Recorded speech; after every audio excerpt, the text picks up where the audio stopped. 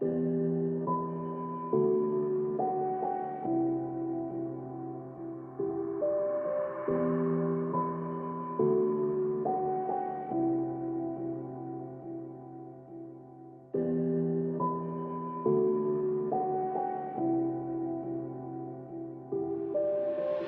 Point by Ethan Knight. Chapter 1. Out of the Crash. I'm riding south on 85, going 90 miles per hour in a stolen 1995 C280 Mercedes-Benz with the radio blasting, while bobbing my head to the sound of the beat. I have the radio turned up on full blast. I begin to consider my thoughts as my mind races from adrenaline of what is taking place. Nothing can stop me. I am bound for hell. My life is hell, and now it is all going to be over soon. I am done. It's all going to be over soon. I had been throwing my life away to drugs and alcohol, trying to kill the pain, the anger, the regret.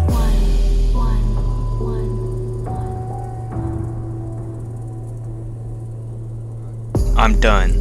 It's all going to be over soon. There's no other way. I have to end the chaos. My mind is set. There's no stopping me. The samurai warrior kills himself in the shame of defeat. I am defeated. Everything is a blur. It's about midnight now, and I have been drinking high doses of cough syrup.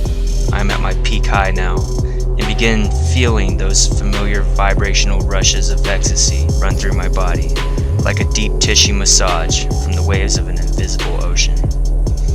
I feel invincible, immortal. I'm unstoppable. I check my speed again, still cruising at 90 miles per hour. I'm having fun and feeling good at this point, so I decide to slow it down a little to make this rampage last a little bit longer. I check my fuel too, only to hear myself curse out loud upon discovering that I am running on empty. Immediately afterwards, I notice an exit 2 miles away, so I decide to take it and fill up with gas. I had decided that I wanted to try and make it down to Florida. It is where my life began, and so I feel it should be where my life will end. I am a criminal, a thief, and a drug addict. I deserve to die like those before me, not in glory, but in shame. The chaos has come to an end. It will end tonight.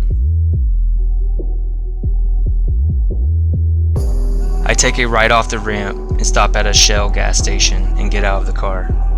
I put the pump in the gas nozzle and the machine prompts me to pay inside before pumping. I start reaching into my pockets, searching, looking for the $30 I know I brought with me before leaving my parents' house. I check everywhere, but it's not there. Frustrated, I hit the top of my car and slam the pump back into its place. I get back in the car and decide to try another gas station across the street to see if they made you pay inside first before pumping as well. If needed, I could try and just steal the gas. I pull out of the gas station and notice that I'm going to have to make a U-turn at the traffic light in order to get to the next gas station located across the street. There is a median that separates the 4 lanes on this road. The light just turns red as I begin to pull into the left turning lane. I notice a car approaching the traffic light from the opposite end. As soon as I see it, I know it's a cop. I start feeling paranoid and become nervous. The bright red light from the traffic signal shines on the police officer's face, and I can see he is staring right in my direction. I try to convince myself to stay calm and focus. That's when I see a spotlight come on from his car, hitting me directly in the face. Somehow in this moment that seemed to drag on for an eternity, and even in my panic-stricken state, I am able to realize that the reason he is shining his light on me is because my headlights aren't even turned on. As I scramble to find the switch in the pitch black dark of night, the traffic light then turns green. I panic and thinking, what should I do? And instead of taking a left turn, I start to go straight. I force the officer to make a U-turn and follow me. He turns on his blue lights and begins chasing after me. This is it. I'm close to the end now. I can feel it.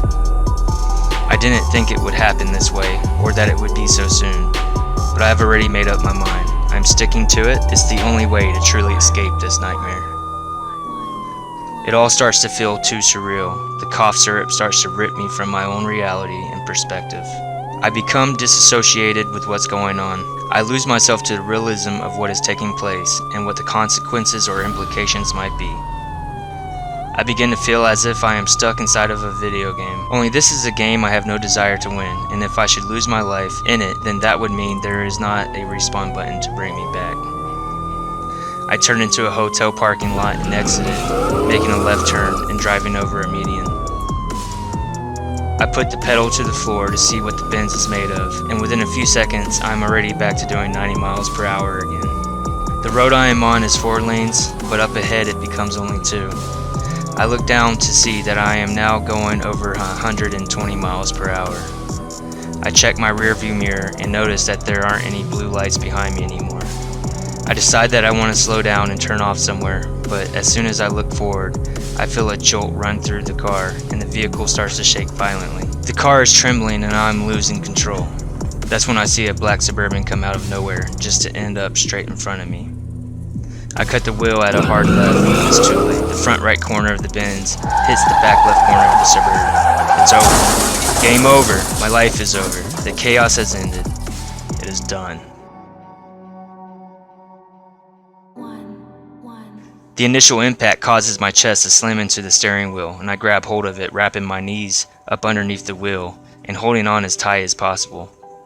The Benz's tail whips and spins clockwise from the impact with the Suburban and begins to drift down the asphalt for a second. The airbag fails to deploy and I am not wearing a seatbelt. After a short drift, the car is then put into a death spin and flips 7 to 8 times in the length of a football field, at which during this time a light pole is cut in half and at 7 feet and a large business advertisement sign is smashed into a 9 feet high.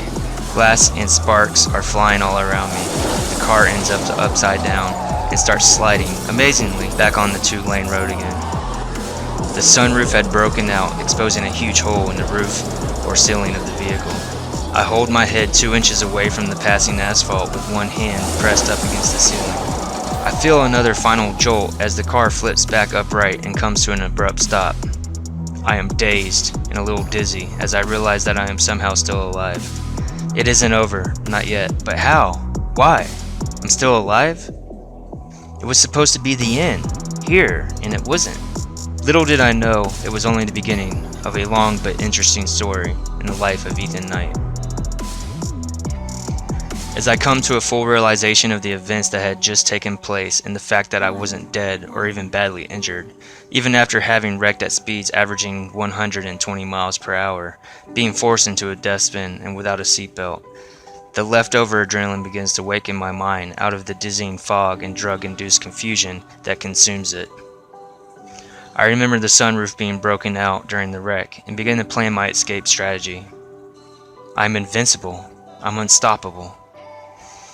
The car has become nothing more than a twisted pile of metal, plastic, torn materials, and broken glass.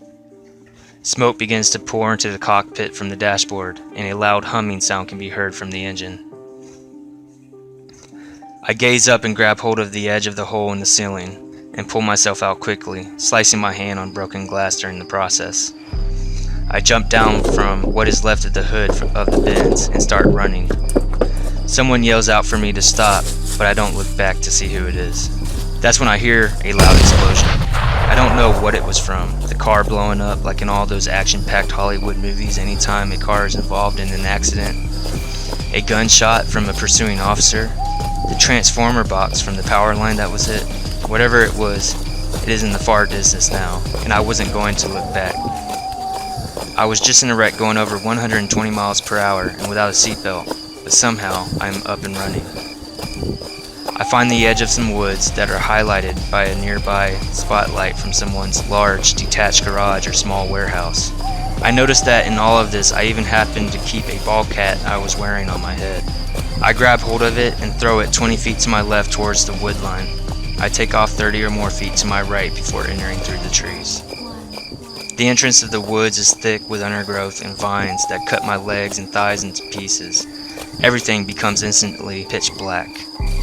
I can't even see my hands in front of my face. I travel further down the forest like a blind man stretching his arms and hands out to feel whatever might be in front of him. Besides an occasional tree, all I feel is the adrenaline running through my veins.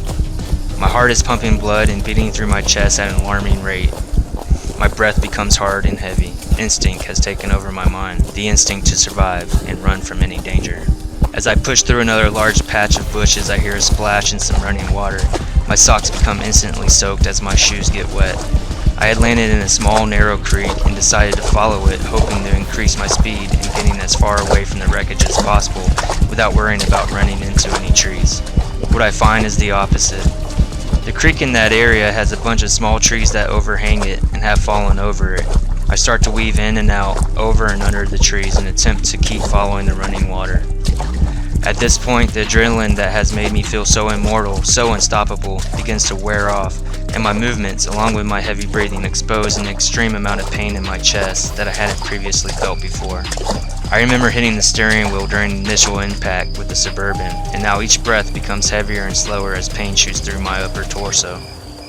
I start to realize now that I am in trouble and that I need to stop and rest, or I will run the risk of passing out from a lack of oxygen. The piercing pain that is now hammering down on my lungs was all of the extra encouragement and convincing I needed for me to make a quick decision. I stop at a small rock bed near the creek and start to lay down. The process proves to be increasingly difficult, and it takes several attempts of getting down to my knees to finally be laying down. It's probably 1 o'clock in the morning by now. I'm tired, but I cannot sleep. I lay there looking up at the exposed, flickering stars shining between all the moving leaves and tree branches that are caught in the light wind. It's still hard to breathe, even laying down. Over time, my entire body starts to become sore to the point that it hurts to make any movements at all. I start to realize that I must be blue and green all over, from cuts and bruises. But all I can see is the dark pitch black of night. Even the moon fails in providing any light. Pain increases as those familiar soothing and relaxing vibrations of oceanic ecstasy begin slowly drifting further and further away from me. I lay there and begin to think about all that is happening. I should have died. I was supposed to die, but I didn't. I'm still alive. I remember the Suburban, and the thought crosses my mind that I might have killed someone. I haven't ever killed anyone before, but I had come close enough once in a fight with some kid who opened his mouth too much in my high school. The same fears and regrets from back then start to make my heart ache once again. Panic enters my head at the thought of it. I could be facing life in prison for a vehicular homicide. The thought brings tears to my eyes, and my throat starts to lock up. I try to cough, but the slightest movements bring sharp pain running up through my chest and upper body. With the fear of prison stuck in my mind, I decide to try to get back up again. I plant my elbows down against the ground and try to push myself up, but the pain is just too much. I try turning myself over to push, which only proves to be a bigger mistake. More piercing pain wreaks havoc on my upper body. I am stuck. I think I could be stuck here for a while if somebody doesn't come and find me. I can barely move. I groan in agony as I turn myself over on my back again. I am dehydrated from all of the running, and so I decide to dip my hand into the creek to get a sip of water. It is cold and refreshing, but I can't help to wonder if there is any deer piss in it or anything else that could be harmful to me. Thousands of thoughts start running through my head. There's no way I'm getting away from this. They've got my blood and my fingerprints, thrown my life away. I had reached my breaking point. The point in the drug addict's life when everything feels lost and hopeless. My life is broken. My body is broken. There is no more escape from the pain, the memories, or the anger. No escape from the regrets, the sorrows, or the shame. I laid in those dark and empty woods for about 4 hours while my life and all the memories that came with it flashed before my eyes. What a waste. I laid in woods crying in agony, moaning and groaning. I wish I had died. Better to die than to go crazy in a cell surrounded by white walls. Better to have died than to get raped or murdered, or both, as a teenager on his way to prison. As the sun begins to rise over the horizon between the trees, I start hearing loud bangs, like a hammer was being used. Open my eyes to look in the direction that I think the sound is coming from. There, in the distance, up on a hill, I can see the roofs of a few houses. As I look and search, I find a man on a roof with his shirt off hammering shingles down on top of it. I try to get up again, but I still cannot move so much without the same intense pain I felt the night before. I decide I will rest a little bit longer. 20 minutes hadn't passed by when I start to hear something approaching and splashing through the creek. I find it strange and point my attention in that direction with narrow eyebrows and squinty eyes. What is it? What's that? I see a dog coming down the creek on a long orange bright leash strapped to a harness. I still hadn't quite figured it out until what I saw following behind it was a police officer who, shortly after my recognition of what I was seeing, looks up and spots me laying on the ground about 25 feet away from where he was standing. "Freeze! Don't you move, you son of a bitch!" he yells out, pulling out a .40 cal Glock 22 model handgun from its holster. I don't say anything. I just lay there not moving. Not far behind him is another officer who also has his weapon drawn and is approaching the scene. "Put your hands in the air," he commands more than once. "I can't, I'm hurt, I'm fucking hurt," I call out. "Do what we say or I'll have this canine on top of you," the first officer threatens. "Turn over and put your hands behind your back," the second officer pitches in, sternly, looking perplexed and beginning to look frustrated. "I can't, I'm hurt," I repeated for a second time, not moving an inch. "That's it, sick him, boy," the first officer commands, releasing some tension from the leash that held control over the hound. The bloodhound barks and growls intensely as it rushes towards me and immediately springs forward and begins snapping and chewing at my ankles. If it wasn't a police dog, I would have kicked the shit out of it, but I knew better. I knew it would only make matters worse. There was nothing I could do, and so I did nothing. The dog was allowed to chew me up a little and was finally pulled away by the officer controlling his leash. "Now are you gonna do what we say or you want some more?" the canine officer asked. "I'm trying, I'm hurt," I explained for a third time, this time putting forth some sort of effort in following their commands. There was a great deal of fear that the canine officer might allow a more brutal attack from his growling, bloodthirsty companion. "Get him!" the officer commands a second time to the hound, releasing the tension again from his leash. This time the dog was allowed to chew and yank at my legs to the point of bleeding profusively before being pulled back away again, my blue jeans now ripped and torn from their seams. "You do what the hell we tell you to, you motherfucker!" the second officer yells. The hound is pulled back again. At this point, a third officer comes up to me from behind, hitting me in the face 3 times as hard as he could. He ends up splitting my lips and bloodying my nose good. His very presence surprises me as I was mostly focused on the loud barking, drool dripping, teeth snapping beast that was being held back by the first police officer. "Fucking listen!" he yells as he grabs me by the right arm and turns me over abruptly. There isn't anything I could say or do to end this vicious act. I realize that I am defenseless. I wish they would just kill me. I thought they would kill me. He turns me over and proceeds to place handcuffs tightly around my wrists. My arms are behind my back, his knee pinning me to the ground. My chest is screaming with an agonizing pain, almost too hard to describe with words alone. "Get up!" the third officer commands as he releases his knee from off my back. "I'm trying," I explain. "I'm in a lot of pain, it's my chest." I barely get out as the third officer kicks me lightly in my ribs as if to prove some sort of point. "Nobody here cares about the pain you're in. Get your ass up now!" he grunts, obviously becoming frustrated with my inability to comply with their demands. As this is happening, all 3 officers are then huddled around me and proceed to snatch me up off the ground by my arms. This forced movement causes my chest to pop multiple times, and I groan from the intense agony it causes me. Heavy drops of sweat, tears, and blood begin to run down my newly broken face. "Aw, fuck, damn it, I told you I'm hurt," I yell out as they practically drag me through the woods. My breathing becomes very difficult at this point, and all I can think about is getting this over with so that I can be taken to a hospital. "Shut up, you son of a bitch!" an officer yells out from behind me as he pushes into my shoulder. This simple act forces me to drop back down to my knees, causing me to groan again. They then proceed to pick me up a second time by the arms, in which more popping from my chest ensues.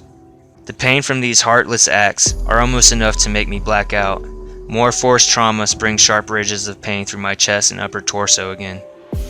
More groans and screams are brought out of my throat and mouth almost without any effort or control on my part. We slowly begin to push forward again. It seems to be the longest walk I can ever remember taking. Time stood still. It felt as if I was to be tormented like this for an eternity.